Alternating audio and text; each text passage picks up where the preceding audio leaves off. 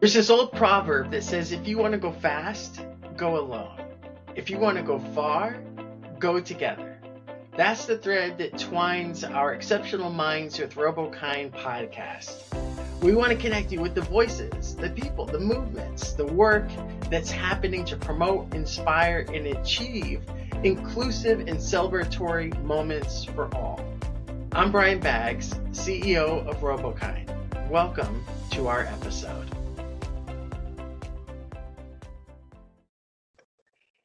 In this episode of Exceptional Minds with RoboKind, we welcome Joe Kwisz, outgoing president of Indiana Council of Administrators of Special Education, ICASE, and the current president-elect of National CASE. With over 16 years in special education administration, rising from classroom teacher and high school coach to executive director, Joe brings a wealth of hands-on experience that I know that our listeners will enjoy. We'll explore his ICASE leadership and his vision as he steps into this new national role and what's driving his mission to support students and leaders at every level along the way. Tune in for an additional discussion on advocacy, policy, and empowering special education to go even further. Joe, welcome to the podcast today. It's great to have you. Yeah, thanks, Brian. Glad to be here. Yeah, me too. So I know we talked about all that case stuff, and I Mhm. can't wait to get into some of that. But you have a day job beyond all of those things. Can you tell us? Yeah, so can you tell us a little bit? Executive Director, Old National Trail Special Services. What is that? How do you intersect with this community? Talk to us a little bit about that. Yeah, the ICASE and the case roles are wonderful, but unfortunately don't do much to contribute to the household expenses and mortgage. So, Yeah. the day job is first and foremost, and it's really what drives every other role I do with these organizations. So, Old National Trail is a 5 corporation interlocal cooperative. So, we are in rural Indiana. I have 5 smaller rural schools. We serve about 6,500 kids altogether, of which about 1,500 have an individualized education plan. So we hover around that 18 to 20% mark. One of my schools is almost 25% with special education students. And we provide all the related services staff. We have complete legal oversight and training for all the corporations. We do the budget management of all the federal grant money that comes through the state. Um, I do a lot with the building administrators, transportation directors, superintendents. Basically, we are the large umbrella that covers all of special education needs for our 5 corporations. So we have about 55 employees that are out in our various schools. And from that, we also have a very close relationship with the employees that the schools hire on themselves. So while a teacher in the school may not get a paycheck from Old National Trail, we have oversight. We're the day to day, and really love our role. So the bottom line is, our 5 corporations have banded together to do things better together than they could independently to have great programs for the kids in their districts. Yeah, I love that. One of the things that I think sometimes people forget is that, most of the country is just a big rural-based environment. And so Yeah. trying to string together the kinds of support and services to still meet those needs is the challenge that I think most of us end up having to face. So how long have you been at Old National Trail? So this will be my 6th year at Old National Trail, and I just finished my 16th year, as you said in the intro, as a special education administrator. I've kind of walked about every path there is. The first part of my career, I really kind of chased the head football coaching jobs, and Yeah. if there was a special ed director job there, then great.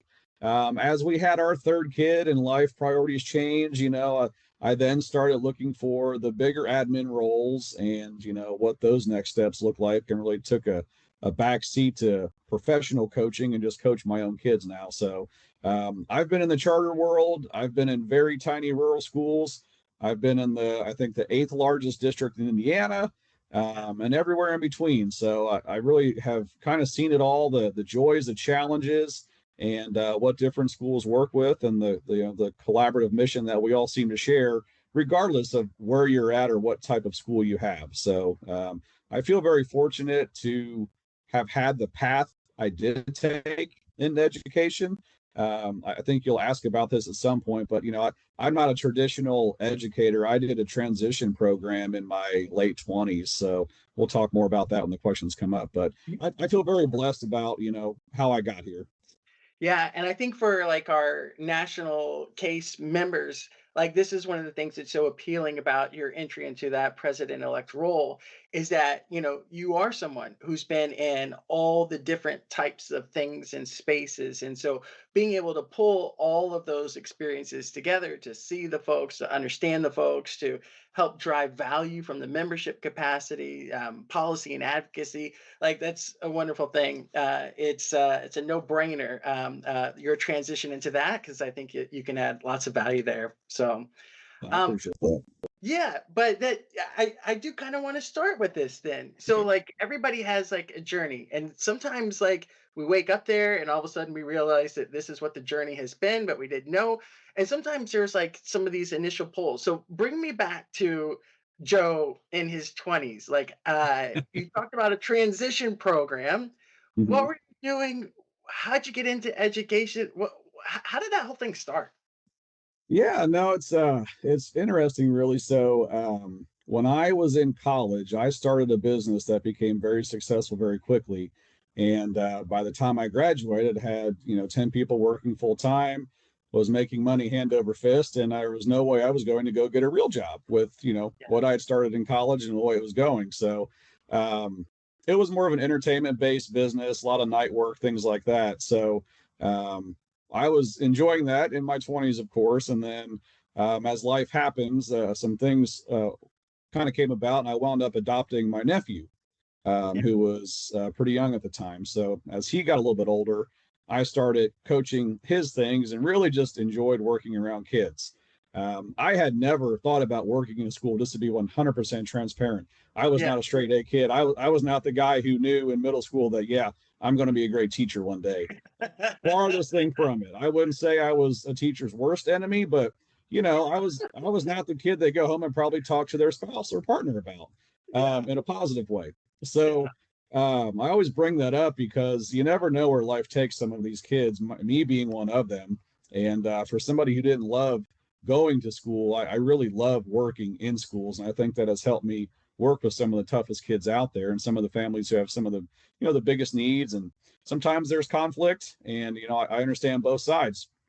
I Yeah. think one of our downfalls as an industry is that most people who go into teaching really love school. It was good for them. It was easy for them.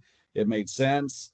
I did not walk that path, and I really think that has helped me excel in this career that I have currently. So Yeah. all that to say, in my mid 20s, priority shifted, and I wanted to be home more. I really loved. I didn't love the business that I had and what I was doing. It was great financially. And I was getting to that point in life where, priorities matter, do what you love. Yeah. And that was a big shift. So I started looking for programs and how I could become a teacher. And at that time, the first cohort of the Indianapolis Teaching Fellows was taking applications. And I threw my hat in the ring there to see if I could make that program because nothing else really made sense. Everywhere I checked, as far as traditional teaching colleges, said my undergrad degree in business and management was great, but if you want to teach, we're going to need 4 more years of your financial contributions to our organization. Yeah. So I Yeah. didn't have it in me to go back for 4 more years. And Yeah. Yeah. so this was a 2.5 year program while you work as a teacher. So it was really great. So to be in the first cohort of that, I was pretty proud of because there were a lot of applicants and I did not feel like I would have been a top one. So must have Wow. done something right in the interview process, and the rest is history. Yeah. How about that? That's so interesting. And I think about some of our listeners, and some of the things that you said on the front end of that are kind of inspiring and great to remember. Is that Mhm. what you see today with maybe your students and your interactions is not the end of the story, right? Like things continue to evolve, and so. I'm sure there's someone somewhere out there that's going to be listening to this and have a little bit of inspiration that, like, hey, you know, I don't know the end game. All I can do is continue to show up and be who I am in this moment, and there's still a lot of life ahead of our Yeah, kids. So uh, absolutely. now, okay, so I get that, right? Like, of the additional options, you're kind of making decisions around what's best for my family, what's best for like what I'm trying to do right now, what makes the most sense in a transition. But somewhere along that way, there became at least some sort of focus on special education specifically. How did you get into that, right? Like it's one thing to have your business, it's another thing to have a transition program. And then there's another kind of maybe like some story of like, well, how did you end up in special education of all the different places that you could have gone? Yeah, I mean, if we have to edit this out after the fact, if it doesn't sound good, I won't be angry. So I'll preface with that.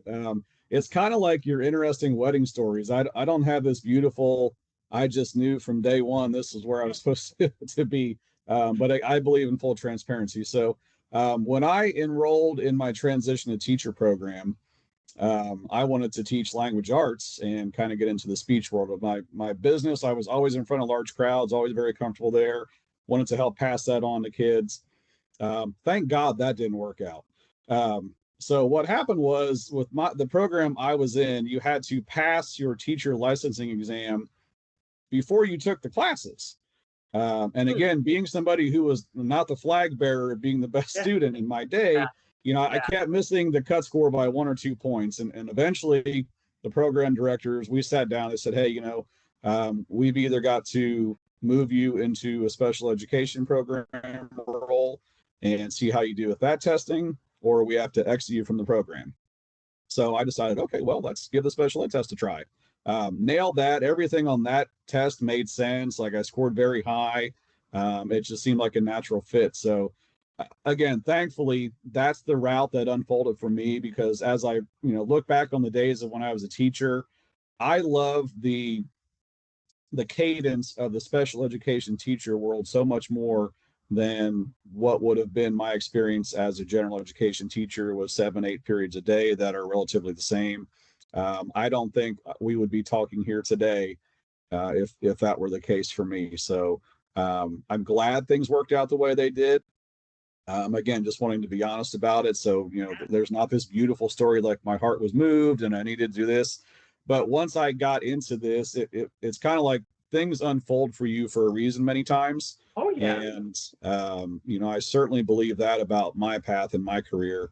I love the kids and families I've worked with over the past, 20 years total, 21 years. The experiences that I brought to the table to help kids that also were not overly comfortable in school sometimes. And then, a lot of times the families we serve, school was not a great place for them either. So, I've lived that. I'm the first high school graduate in my family. My parents didn't graduate high school, the first one to go to college. So, I have lived and seen both sides of that table. And I really do think that has helped me. And again, very Oh, fortunate to be put where I was. yeah, no, I think that makes a ton of sense. And one of the things that, like in my career, I often have asked folks even before this podcast, kind of, how do you get to where you are now? And um, you'd be surprised that a big majority of the folks never set out to do something or had this like from birth destiny that they were just trying to march towards. But in Yeah. reality, it's like they showed up in this moment and they started to kind of continue to cultivate their own garden and they found joy and excitement in that space and it just kept going. And then, like they said, I even alluded to that earlier, that you just kind of wake up one day and you're like, oh, I guess this is what I've done. I've just been kind of doing the work in front of me, and it's just kept expanding, and I found more joy and excitement in that, and here we are. So, uh, Yeah. yeah, that's a way more common story than I think people realize. But it's a great story, and I just think about you know um, the folks who were really great in school are probably going to perpetuate the same type of schooling that they had, but that continues to miss that entire population where it wasn't a great fit. And being Yeah. able to have folks return that school may not have been the best fit or the most exciting thing and bring that perspective allows us to have opportunities where others might get to be seen, experience different things, and maybe not have the same repeat story that we had, right? That's Right. kind of the beauty of all of it. So Yeah. I love Yeah. that story. Uh, so I want to get into some of the case stuff, but Yeah. along the way, I know that you have picked up some tools and some tricks to navigate each one of these moments. And I happened to see somewhere you had a list of some of your specialties, and one of them that just tickled me.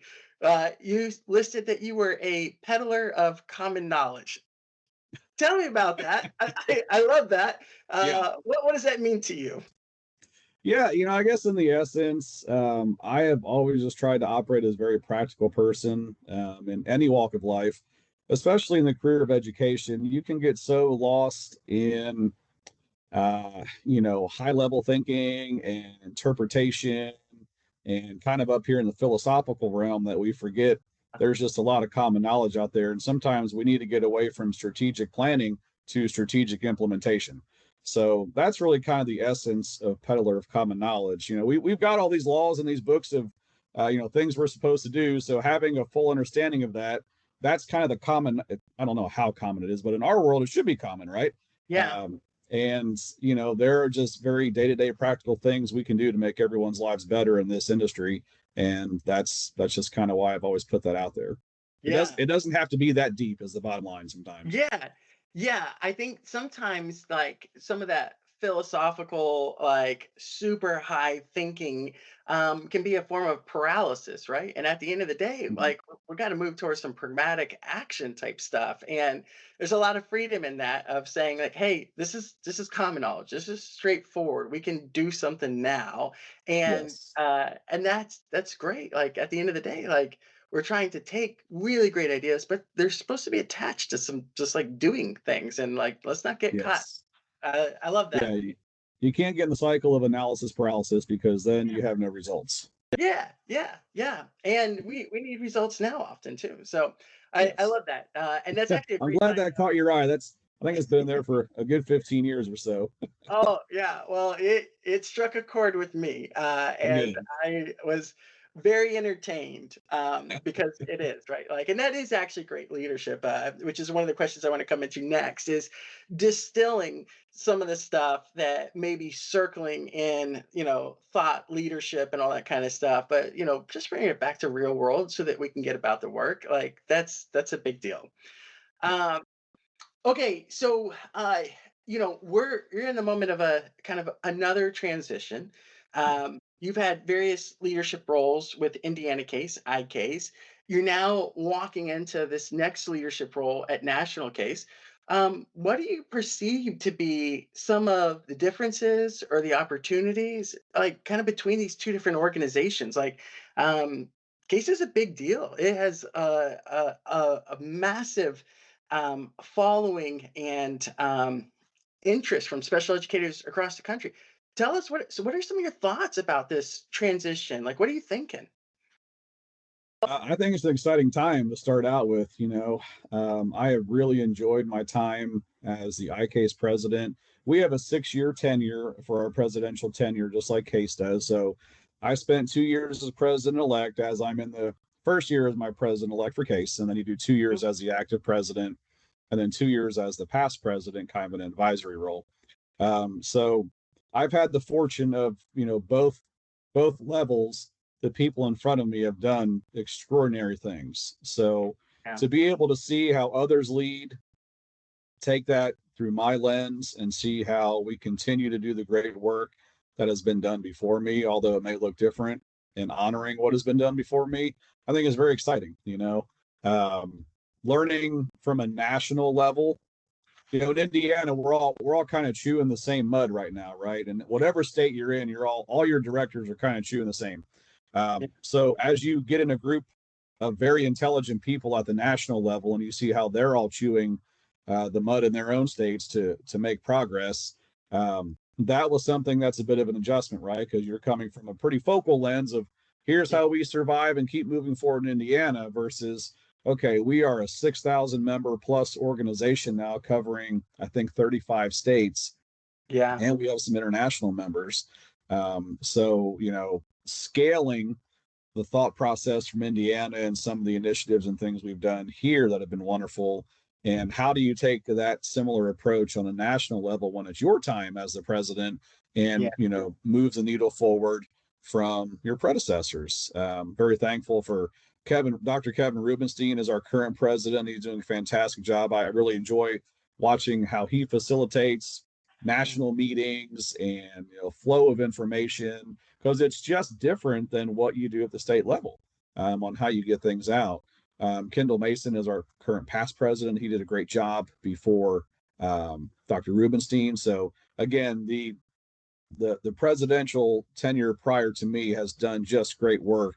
And you come in and you hope you can live up to that level and honor them by moving the needle forward even more. So I keep saying the word exciting. You can't volunteer for these kind of roles if it's not exciting to you, because there's just a lot that goes on and there is zero compensation for it, right? So it is something you've got to love to do and be excited about. And it really fills my bucket as a professional.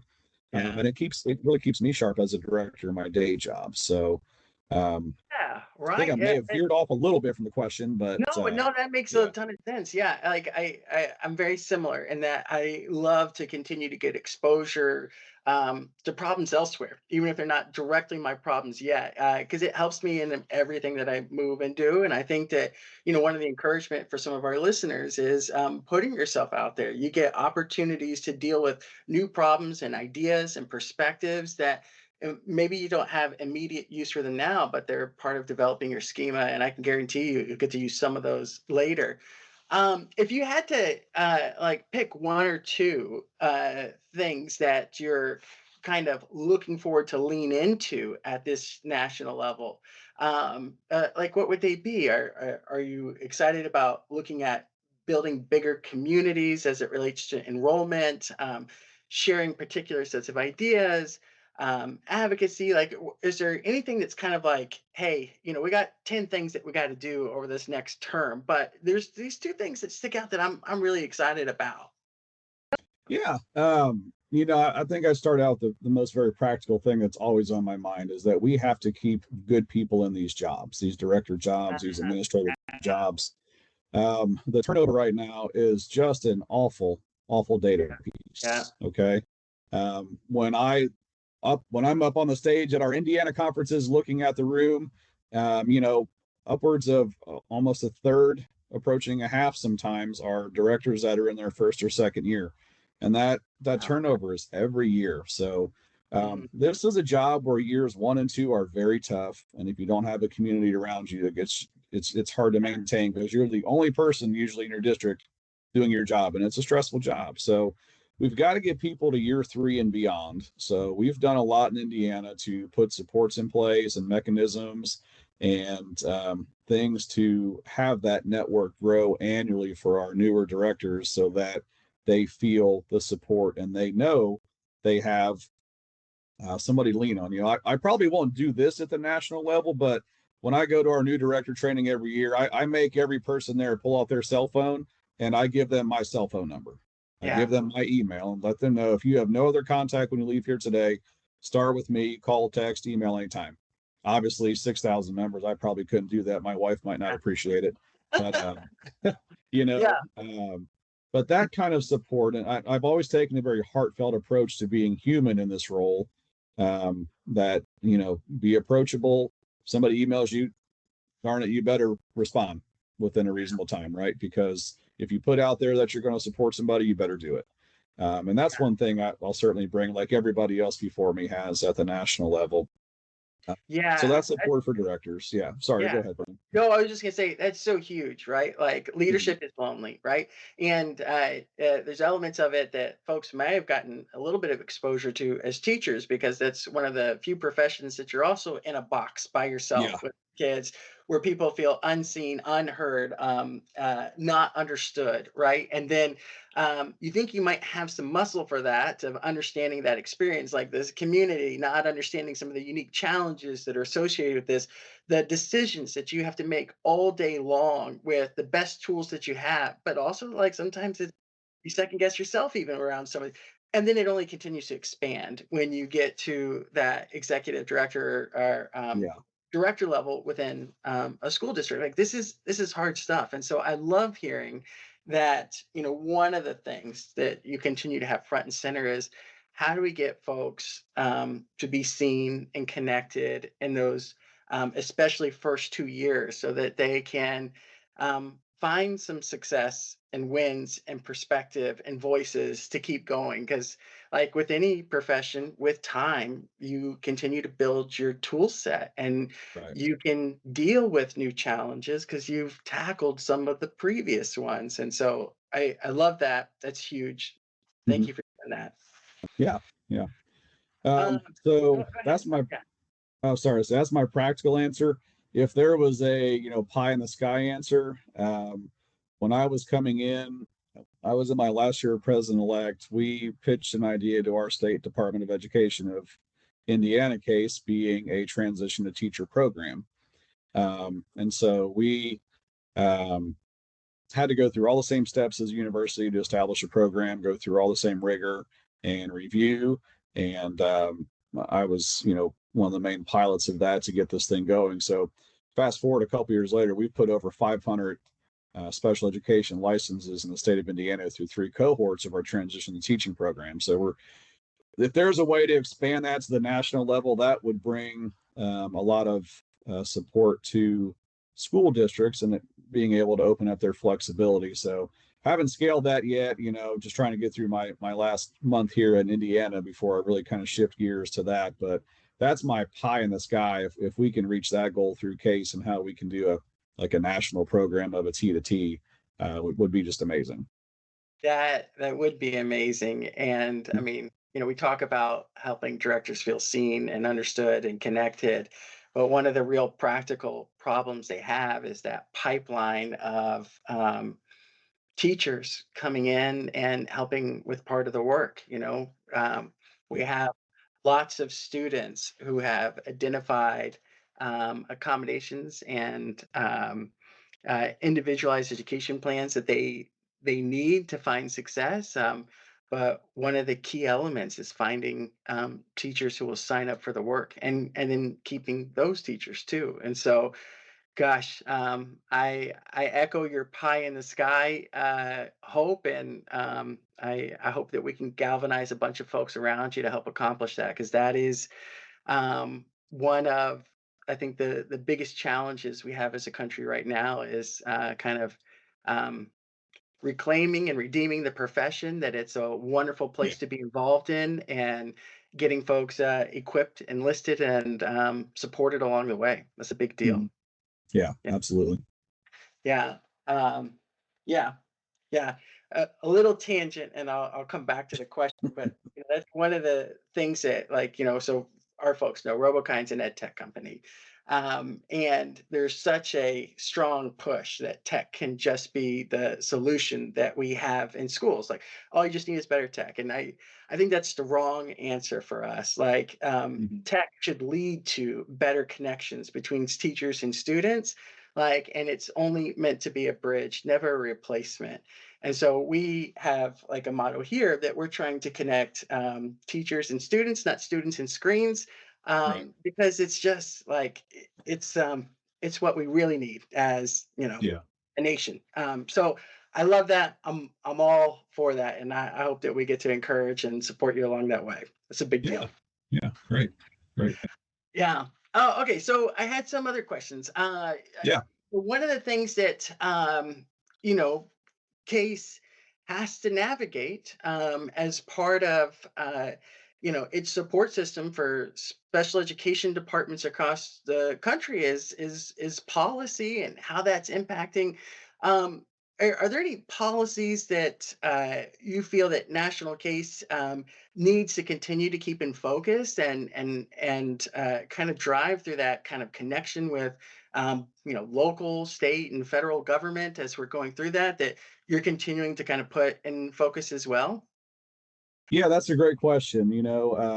Every year, this is a little bit of a plug as well. So every year, case members and CEC members participate in Washington, D.C., in what's called the Special Education Legislative Summit. This is where members from states all around the country come and meet with their politicians to discuss some of the main issues we're facing in the special education landscape. So there's some consistency in the message. We need to always focus on educator pipeline.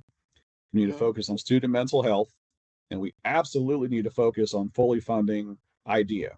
Many people don't realize or understand when IDEA was passed 50 years ago, there was a set threshold at which the feds were going to fund it. It was 40%.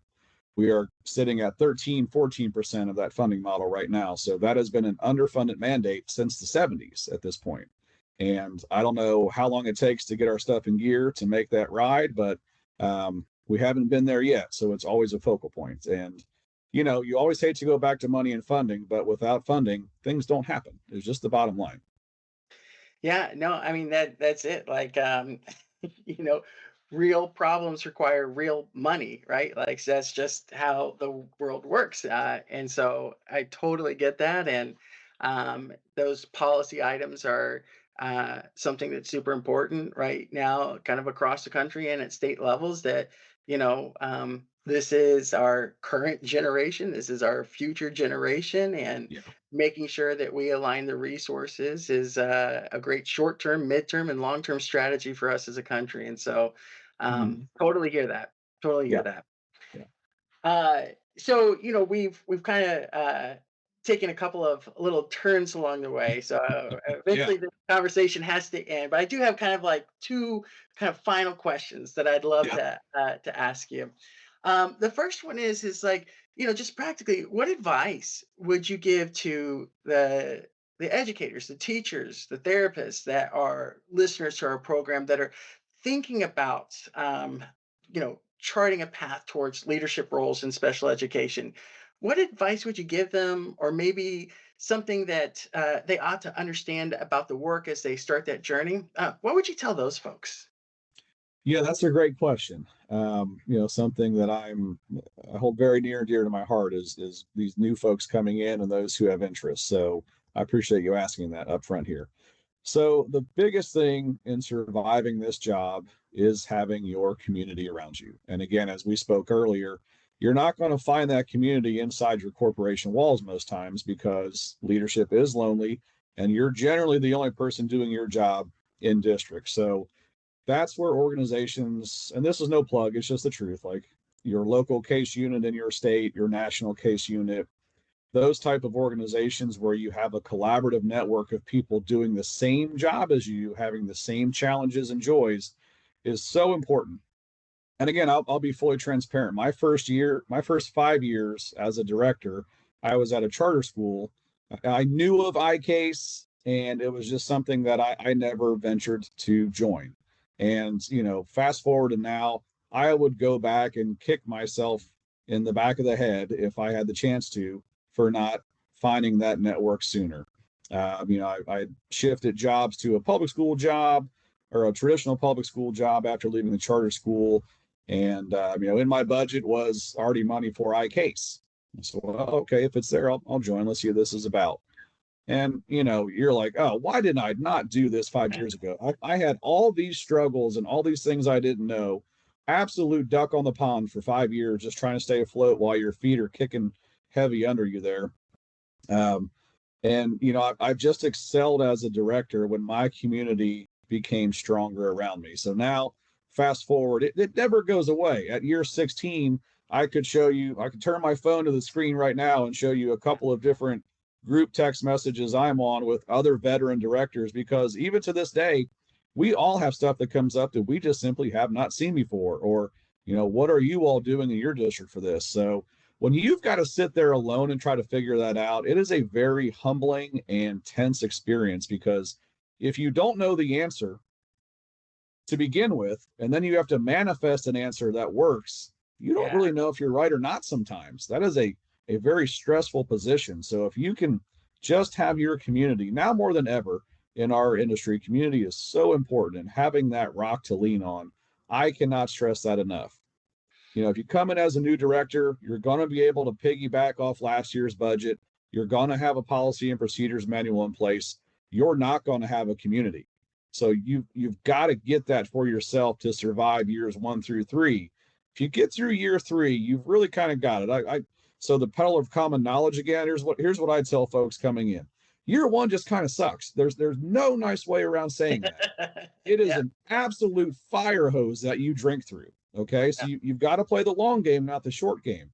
Get through year one, get your support. Year two, your brain starts to re-solidify like you've got some gray matter up there again. Yeah. Year three, you think, okay, I do have this.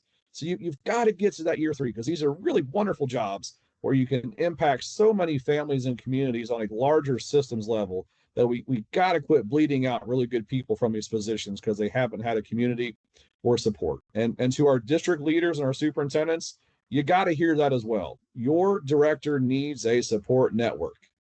Help them grow. Yeah, it's so good. There's so much wisdom and alignment that I have with what you've just shared.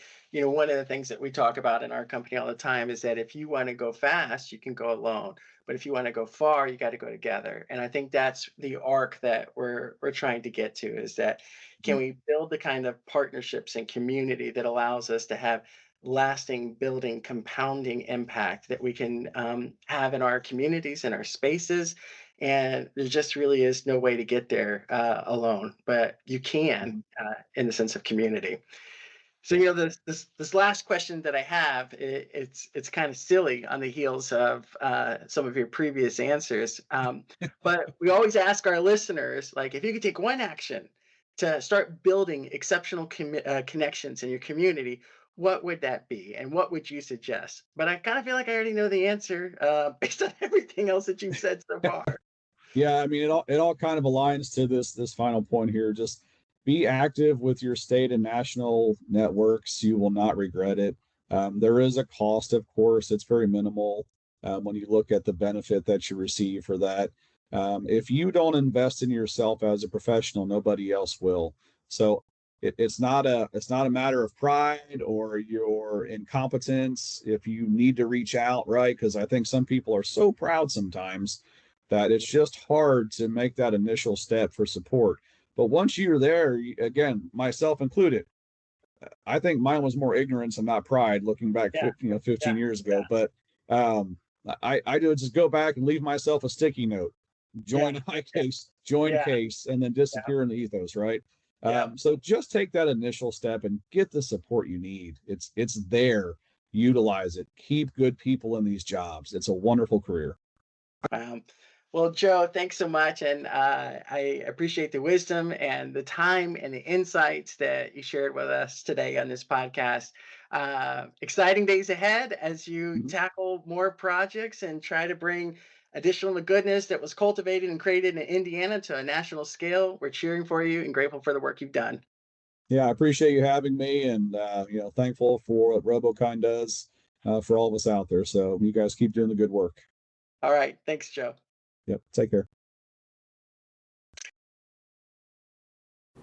That wraps up this episode of Exceptional Minds with RoboKind. We hope you enjoyed today's conversation and found inspiration to bring back to your own learning community. If you haven't already, be sure to subscribe so you never miss an episode.